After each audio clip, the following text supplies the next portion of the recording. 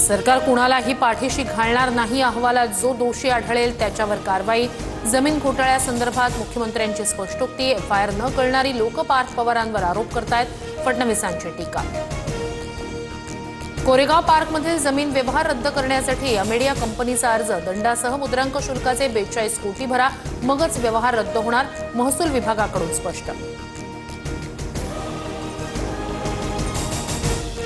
पार्थ पवार जमीन घोटाळा प्रकरणातील सर्व व्यवहार रद्द होणार। कोरेगाव पार्कमधील 40 एकर जमीन शासनाकडे पुन्हा जमा करणार, उपमुख्यमंत्री अजित पवार यांची माहिती।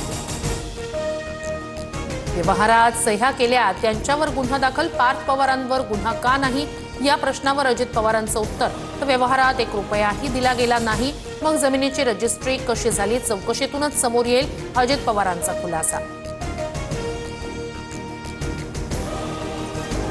मुलगा एवढा मोठा व्यवहार करतो, अजित पवारांना माहिती नाही असं कसं?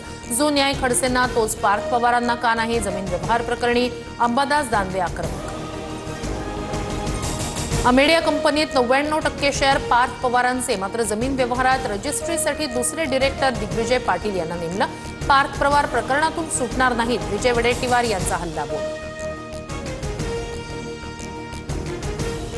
जमीन खरेदी खतात कुठेही पार्थ पवारांच्या नावाचा उल्लेख नाही। जमिनीची नोंदणी करायला आलेल्या तिघांविरोधात गुन्हा दाखल, समितीच्या चौकशीअंती योग्य कारवाई करू, सहनोंदणी महानिरीक्षक राजेंद्र मुठे यांच्याकडून स्पष्ट। पार्थ पवार जमीन व्यवहार प्रकरणी मुख्यमंत्र्यांनी समिती नेमली आहे। 1 महिन्यात दूध का दूध, पाणी का पाणी होईल, उपमुख्यमंत्री एकनाथ शिंदे यांची प्रतिक्रिया। मंत्री प्रताप सरनाईक यांनी मीरा भाईंदरमधील 200 कोटींची जागा 3 कोटीत लाटली, विजय वडेट्टीवार यांचा आरोप। आज सविस्तर माहिती देणार असल्याचंही केलं स्पष्ट।